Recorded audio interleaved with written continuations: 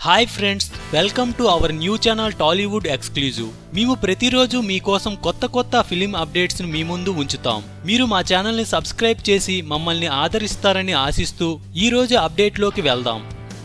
మహేష్ కొత్త సినిమాకు సంభవామి అనే టైటిల్ చాన్నాళ్ళ నుంచి ప్రచారంలో ఉంది.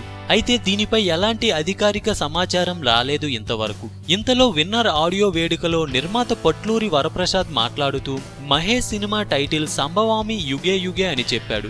మహేష్ మురుగదాస్ నిర్మాతల్లో ఒకడైన ఠాగూర్ మధు పీవీపీకి సన్నిహితుడు కావడంతో ఆయన కన్ఫర్మ్ చేశాకే పీవీపీ ఈ టైటిల్ గురించి ప్రకటించి ఉంటారని అందరూ ఫిక్స్ అయిపోయారు. కానీ 2 రోజులు గడిచాక కానీ అసలు విషయం అర్థం కాలేదు.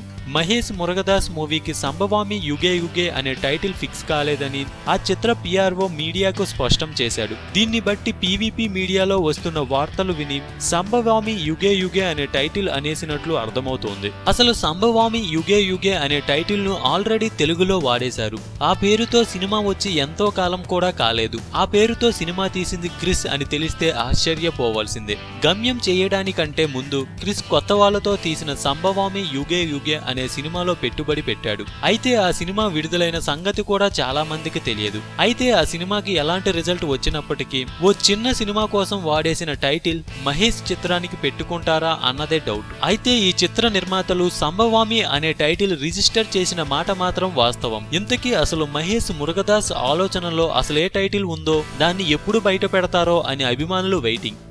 ఇది సంగతి. ఇలాంటి మరెన్నో మూవీ అప్డేట్స్ అండ్ రివ్యూస్ కోసం మా ఛానల్ ని సబ్స్క్రైబ్ చేయండి. ఈ వీడియో నచ్చినట్లయితే లైక్ చేయండి, షేర్ చేయండి. మీరు ఏమైనా చెప్పాలనుకుంటే కామెంట్ ని పోస్ట్ చేయండి.